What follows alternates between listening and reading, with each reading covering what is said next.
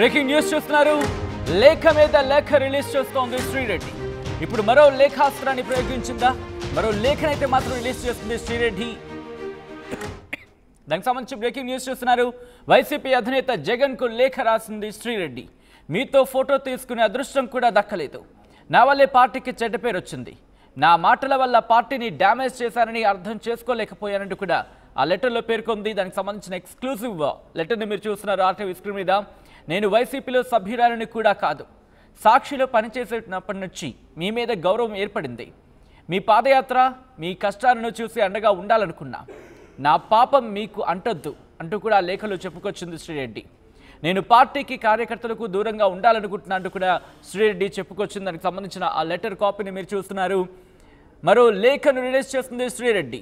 గత కొద్ది రోజుల క్రితం ఒక వీడియో రిలీజ్ చేస్తుంది. ఆ వీడియోలో ఇటు డిప్యూటీ సీఎం పవన్ కళ్యాణ్కి, అలాగే మంత్రి నారా లోకేష్కి, హోంమంత్రి అనితకు సారీ చెబుతూ ఆ వీడియోలో చెప్పుకొచ్చింది. ఆ తర్వాత మరొక లేఖను కొద్దిసేపటి క్రితం రిలీజ్ చేస్తుంది. ఇప్పుడు మరొక లేఖను రిలీజ్ చేస్తుంది శ్రీరెడ్డి.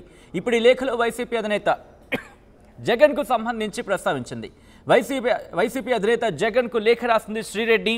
మీతో ఫోటో తీసుకునే అదృష్టం కూడా దక్కలేదంటూ కూడా చెప్పుకొచ్చింది ఆ లేఖలో.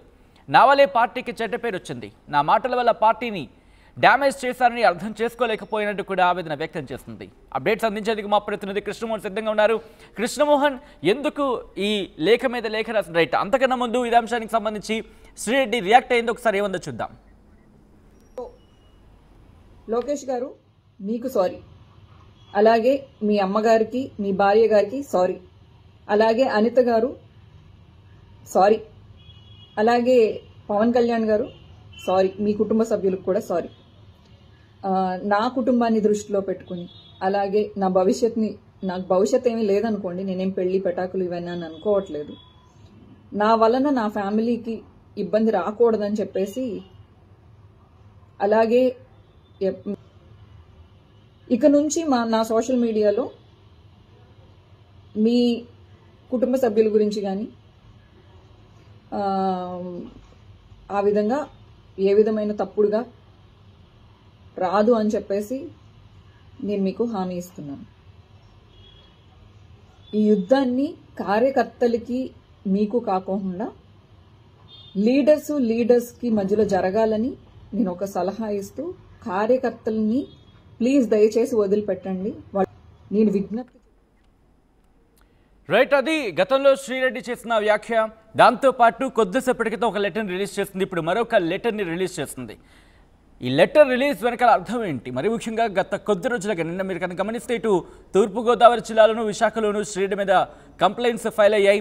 తనని అరెస్టు చేయొచ్చు అంటూ కూడా ఆ ప్రచారం జోరందుకుంది. ఈ నేపథ్యంలో ఈ లెటర్లు ఎందుకు రాస్తుంది? లెటర్లు రాయడం వెనకాల అర్థం ఏంటి తెలుసుకునే ప్రయత్నం చేద్దాం. మా ప్రతినిధి కృష్ణమోహన్ అప్డేట్స్ అందించేందుకు సిద్ధంగా ఉన్నారు. కృష్ణమోహన్, బ్యాక్ టు బ్యాక్ లెటర్స్ని రిలీజ్ చేస్తోంది, back to back videos release చేస్తోంది. ఏం జరుగుతోంది శ్రీరెడ్డి విషయంలో? అరెస్టు జరుగుతున్నట్టు ప్రచారం జరుగుతోంది.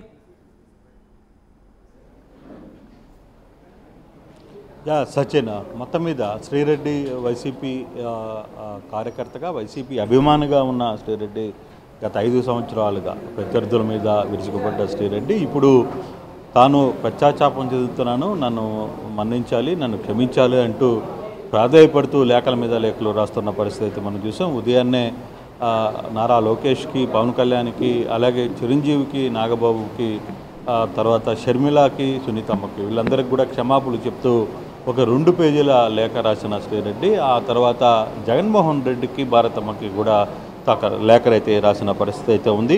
ఈ లేఖలో క్లియర్గా ఒక మాట అయితే చెబుతుంది. ఈ జన్మకు మిమ్మల్ని నా కళ్ళతో టీవీలో కాకుండా నిజంగా నేరుగా చూసే ప్రయత్నం జరగలేదు.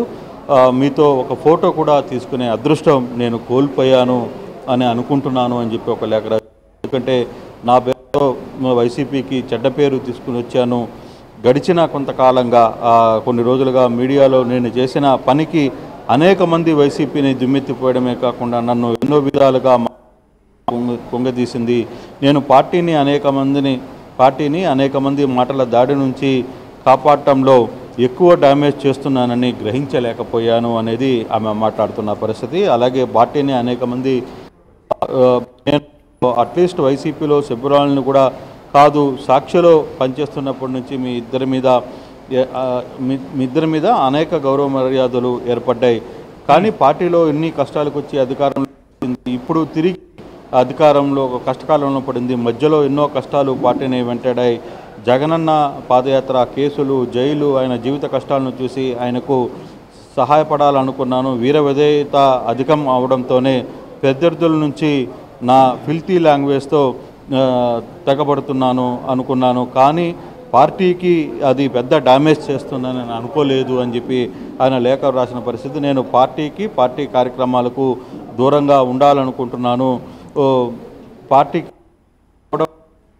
నన్ను క్షమించండి, ఇట్లు మీ శ్రీరెడ్డి అని చెప్పి ఒక లేఖ రాసిన పరిస్థితి. అంటే శ్రీరెడ్డి వరుసగా మనం చూస్తున్నాం ఇటీవల కాలంలో ఏదైతే సోషల్ మీడియాలో, వైసీపీ సోషల్ మీడియాలో శ్రేణుల మీద ఎప్పుడైతే టీడీపీ కూటమి ప్రభుత్వం పెద్ద ఎత్తున కూడా కేసులు నమోదిస్తూ అందరినీ అరెస్ట్ చేయడం మొదలుపెట్టారో ఆ రోజు నుంచి కూడా శ్రీరెడ్డి తన మాట తీరులో కావచ్చు, తన వ్యవహార శైలిలో పూర్తిగా కూడా తేడా చూస్తున్నాం. అంటే ఇటీవల కాలంలో 10 రోజుల ముందు కూడా బహిరంగంగా ఒక ఆడియోను కూడా విడుదల చేసిన పరిస్థితిని మనం చూసాం. ఇప్పుడు సడన్గా లేఖలు రాస్తుంది. ఎందుకంటే ఇప్పటికే ఈమె మీద చాలా ఫిర్యాదులు, చాలా ప్రాంతాల్లో ఫిర్యాదులు ఉన్నాయి, కేసులు కూడా నమోదున్నాయి. ఎప్పుడైతే తిరిగి ఇవన్నీ కూడా తమ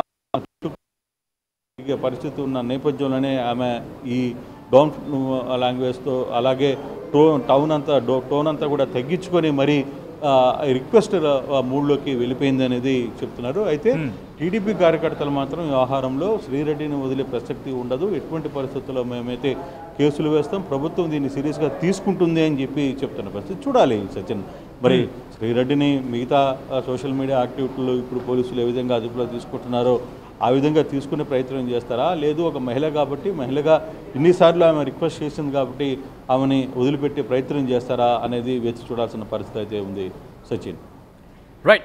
రైట్ కృష్ణమోహన్.